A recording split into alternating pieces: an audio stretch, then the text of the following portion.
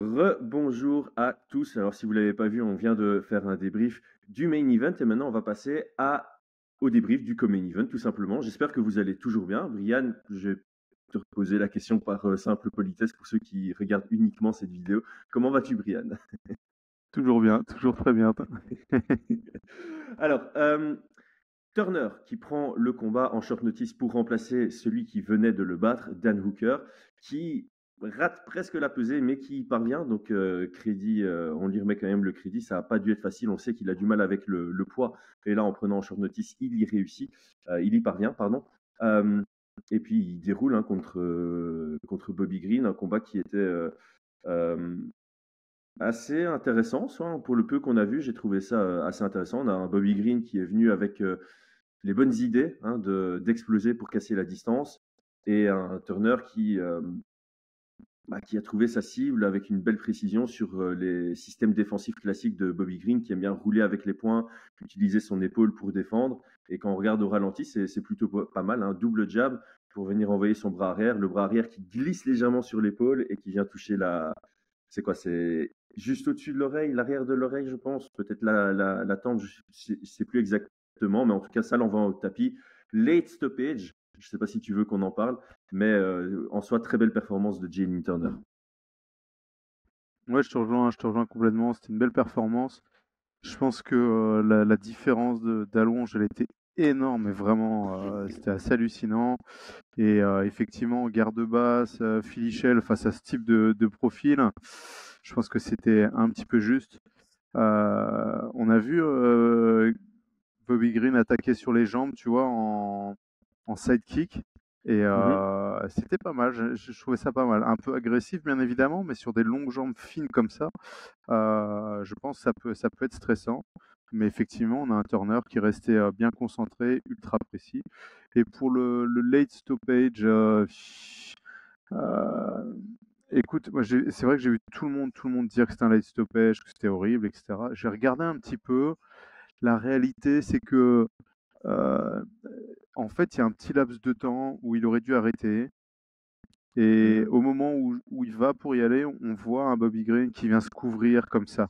Une fois, il prend une frappe. Hop, et on revoit encore activer sa main, tu vois. Ouais. Et c'est une réalité hein, dans les règles d'arbitrage, montre que tu te défends, quoi. Donc, c'est toujours pareil, on peut toujours critiquer, ça va tellement vite. Nous, on est en train de Oui, oui, oui, regarder ça au c'est clair. ralenti et tout. Ça va tellement vite. J'ai pas envie de lui jeter la pierre. C'est un boulot assez difficile comme ça. Et voilà. Et puis, en tant que combattant, on sait très bien que après, on préfère encore perdre un petit peu de temps de quelques neurones, tu vois, et qu'on ait le À temps, ce tu vois. Donc niveau-là, bon, voilà, quoi. à ce niveau-là, Oui, à c'est ce clair niveau-là. que tu Je préfères little comprends. late que little early. Ouais, ça c'est clair. Voilà, voilà, je pense. Alors, c'est pas ce que doivent faire les référés, hein, bien évidemment, tu vois. Mhm. Mais moi, j'ai pas trouvé ça si choquant que ça, quoi. Non.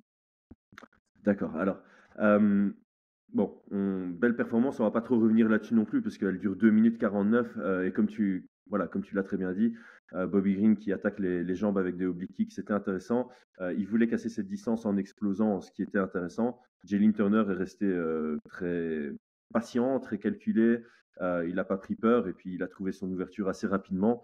Et puis il vient finaliser derrière. Par rapport au stoppage, dans ce genre de situation où tu en as un qui est sur son ventre et qui prend des frappes, pour moi, on a deux types de séquences qui arrivent. Tu vois, soit tu as un grappleur voilà, qui travaille, qui prend le dos, qui éteint et puis qui commence à frapper. Et le mec n'est pas sonné, c'est juste qu'il est dans une position compliquée. Ici, tu es sur un knockdown qui est suivi par des frappes en grand and pound. Et donc, c'est peut-être là où il y a une différence chez les arbitres à tirer comme leçon, c'est justement de différencier. Est-ce que j'arrive dans cette position avec un des deux gars qui n'est pas sonné et du coup je peux laisser un peu de temps parce que je considère que voilà, il n'est pas spécialement touché. Ou si je veux être beaucoup plus proche de l'action parce que le mec a été touché et là il se retrouve étalé sur son ventre à prendre des coups et peut-être être un tout petit peu plus réactif. Mais mettons ce sujet de côté parce que ce qui nous intéresse le plus ici, c'est que au classement avant le combat, on a Benoît Saint-Denis en numéro 11, on a Jalen Turner en numéro 12. Potentiellement, avec ce genre de victoire, on a un Jalen Turner qui pourrait passer devant Benoît Saint-Denis. Jalen Turner qui prend pas mal de hype avec cette victoire. Est-ce que c'est combattants auxquels on n'a pas pensé pour BSD, parce que quand on parlait de la suite pour BSD, on a dit quasi tous les noms de cette division. On a même parlé du perdant ou du gagnant hein, entre Tsarukyan et Dariush. Ici, je pense que clairement, Tsarukyan, il est propulsé trop loin vers l'avant que pour qu'il regarde vers BSD. Dariush, 2 défaites d'affilée par KO/TKO. Une juste maintenant avec un BSD qui veut être actif. Je crois que Dariush, j'ai pas envie de le voir avant juillet, moi, dans la cage. Clairement, il a besoin de faire une longue pause. Donc, pour moi, Dariush, on n'en parle pas non plus. Et donc, il faut se concentrer sur quelqu'un d'autre. Et là, Jalin Turner, il vient proposer son nom. Selon moi, ça pourrait être intéressant au niveau ranking, au niveau hype et au niveau style. Très, très gros challenge aussi. Écoute, alors, est-ce que on n'y a pas pensé? Peut-être nous, on n'y a pas pensé, peut-être qu'on n'a pas voulu y penser. Je pense qu'il y a quand même beaucoup de gens qui en ont parlé et qui le voient comme un adversaire un peu problématique. Quand on avait regardé suite à sa victoire qui y avait au-dessus, on le voyait passer un peu tout le monde, mais je me rappelle que certains disaient ouais, Jalin Turner, ça peut être un problème, ça peut être un problème. Et effectivement, c'est pas, je le vois pas meilleur que BSD ni quoi que ce soit, c'est juste que le gabarit, le style du combattant, c'est pas facile à gérer et ça peut passer ou ça peut casser quoi. Et mais voilà, hein, BSD, c'est un compétiteur. Je pense que ce genre de profil, une sorte de casse-tête entre guillemets qu'il pourrait avec sa team facilement résoudre. Et oui, ça pourrait faire sens. Moi, je Mhm. préfère un plus ancien, Ouais. euh, un peu plus haut, un peu plus ancien, mais ça pourrait faire sens.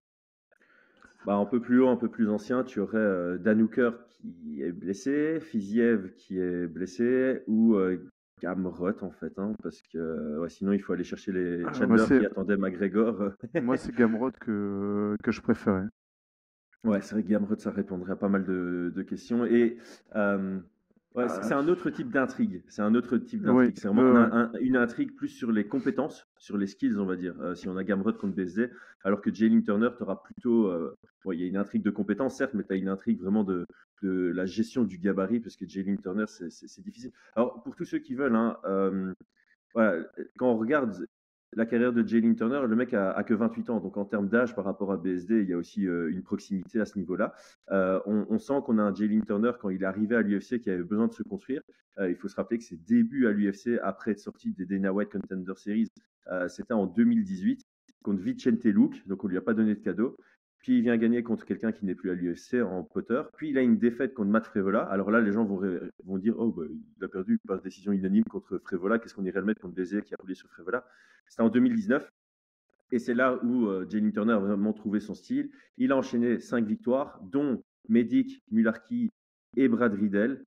Et puis il a 2 décisions très serrées. Hein. 2 décisions très serrées. Mateusz Gamrot, split. Dan Hooker, split. Et puis là, il revient en montrant qu'il fait partie vraiment du potentiel futur top 10, top 5 de la division. Donc voilà, si ce combat s'organise, moi personnellement, j'ai pas de contre-argument. C'est vrai que sur papier, je préfère Mateusz Gamrot, comme tu viens de le proposer. La BSD, s'il veut se positionner comme quelqu'un d'actif, après le combat, il avait dit en interview qu'il allait regarder ce combat avec une grande attention, que ce soit pour le vainqueur ou pour le perdant. Là, je pense que les deux, ça va être compliqué. Soit tu dois attendre longtemps pour Dariush, soit tu as un Tsarukyan qui va euh, pas l'accepter parce qu'il a d'autres options plus haut dans le classement.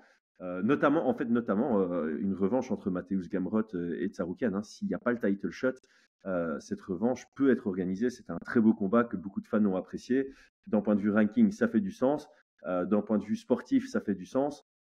Et d'un point de vue, le gagnant prend le title shot, ça fait beaucoup de sens, étant donné que Mateusz Gamrot était aussi le backup lors de Volkanovski Makhachev 2. Donc il y a aussi cet argument qui est dans le tas. Et donc si tout ça se mélange et que BSD n'a pas le choix entre tous les noms qu'on vient de citer, je pense que Jalin Turner fait partie des meilleurs choix puisque Fiziev et Hooker sont aussi out de la compétition jusqu'on ne sait pas quand.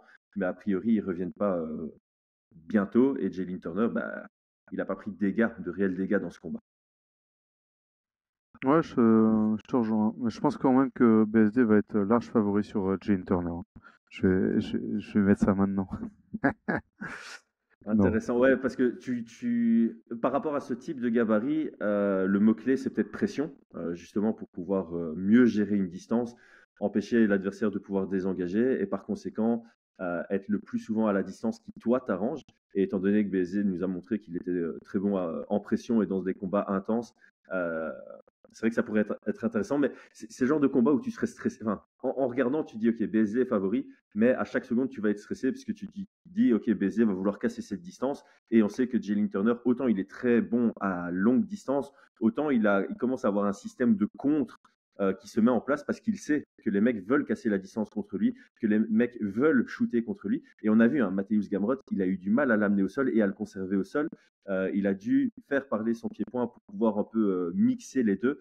C'était un combat très très serré. Donc, quand j'y pense, je me dis ça pourrait être aussi un chouette combat en 5. Ce serait le premier combat en 5 rounds pour les deux s'ils s'affrontent en main event dans Fight Night par exemple. Et ça Ouais, m'intrigerait. synchrone, ce J'aimerais serait beaucoup. pas mal. Mais je pense que ça ira pas synchrone. Non, mais bon, Je pense que encore une fois. c'est mais je pense que c'est vraiment comme tu dis, tu vois, d'un côté, si c'était contre Gamrot, ce serait vraiment les compétences.